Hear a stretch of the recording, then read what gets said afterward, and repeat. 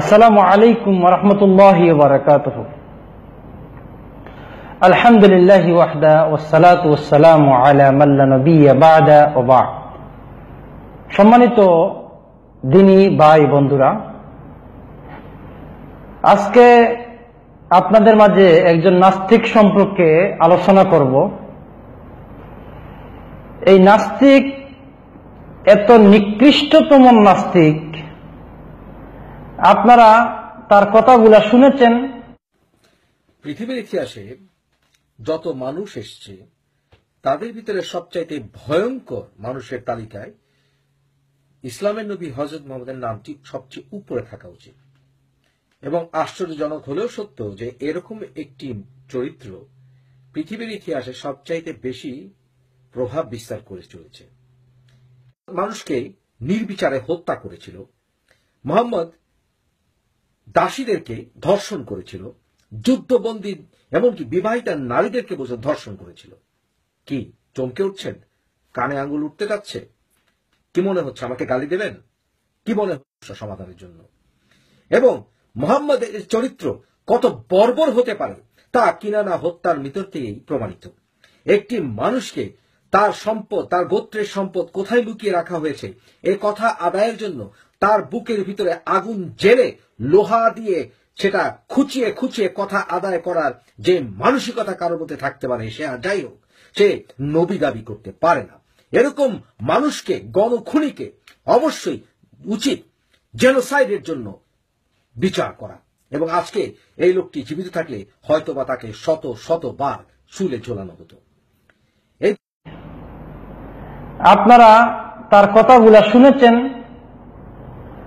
এই নাস্তিক এত নিকৃষ্টতম নাস্তিক। এই নাস্তিক রাসূল মুহাম্মদ সাল্লাল্লাহু আলাইহি ওয়াসাল্লামকে কটূক্তি করেছে তো করেছে, রাসূল সাল্লাল্লাহু আলাইহি ওয়াসাল্লামকে দর্শনকারী বানিয়েছে। রাসূল সাল্লাল্লাহু আলাইহি ওয়াসাল্লামকে যেই সমস্ত গালি দিয়েছে কোন ইহুদি খ্রিস্টান এই সমস্ত গালি দিতে পারে না। এই নাস্তিক কুলাঙ্গার, বাংলাদেশের জন্ম এই নাস্তিক ওই ইংল্যান্ডের মাটিতে বসে বসে আজকে আমাদের রাসূল মুহাম্মদ রাসূলুল্লাহ সাল্লাল্লাহু আলাইহি ওয়াসাল্লামকে গালি দিতেছে। আমরা তো তাকে মানুষ মনে করি না। আমরা তো তাকে আগেই বলেছি, প্রতিদিন তার কথা বলতেছি যে তাকে আমরা মানুষ মনে করি না। তা সে হচ্ছে চতুর্থ জন্তুর চাইতে অনেক কৃষ্ট। আল্লাহ সুবহানাহু ওয়া তাআলা কুরআনুল কারীমের সূরা আরাফের 179 নম্বর আয়াতের মধ্যে বলেছেন, উলাইকাল আনআমি ওয়াল হুম আদাল উলাইকা হুমুল গাফিলুন। এরা হচ্ছে চতুর্থ জানোয়ার, যারা চোখ থাকতে দেখে না, কান থাকতেও শুনে না। এরা হচ্ছে চতুর্থ জানোয়ার, শুধু চতুর্থ জন্তু নয়, চতুর্থ জন্তুর চাইতেও নিকৃষ্ট। আর একটি হচ্ছে মুফা। মুফা নামের কলঙ্ক, মুফাসসির নাকি তার নাম। এই হায়াওয়ান, এই জাহিল আমাদের রাসূল মুহাম্মদ সাল্লাল্লাহু আলাইহি সাল্লামকে গালি দিয়েছে। যেই মানুষের নিজেকে নিজে যেদিন নিজের মধ্যে যেদিন সরিষা পরিমাণ যেদিন ঈমান থাকে, তাহলে এই জাহিলের বিরুদ্ধে রুখে দাঁড়াতে হবে। আপনারা অবশ্যই দেখেছেন বাংলাদেশের নাস্তিক, আর ওই কুলাঙ্গারটি বাংলাদেশে জন্ম হয়েছে, আর এই কুলাঙ্গারটি এই ইহুদি খ্রিস্টানের দেশে গিয়ে বসে বসে এই কুলাঙ্গার আজকে আমাদের রাসূল সাল্লাল্লাহু আলাইহি সাল্লাম গালি দিতেছে।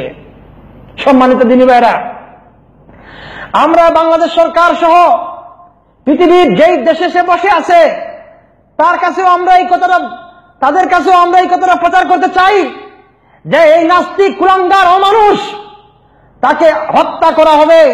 হত্যা করার প্রয়োজন। আল্লাহ সুবহানাহু ওয়া তাআলা কুরআনুল কারীমের সূরা মায়দার 33 নম্বর আয়াতের মধ্যে বলেছেন, যেই ব্যক্তি রাসূল সাল্লাল্লাহু আলাইহি ওয়াসাল্লামকে গালি দিল, আল্লাহ এবং রাসূলকে গালি দিল, ওই ব্যক্তিকে কি করতে হবে? হত্যা করতে হবে। হত্যা করতে হবে, এতে কোনো সন্দেহ নাই।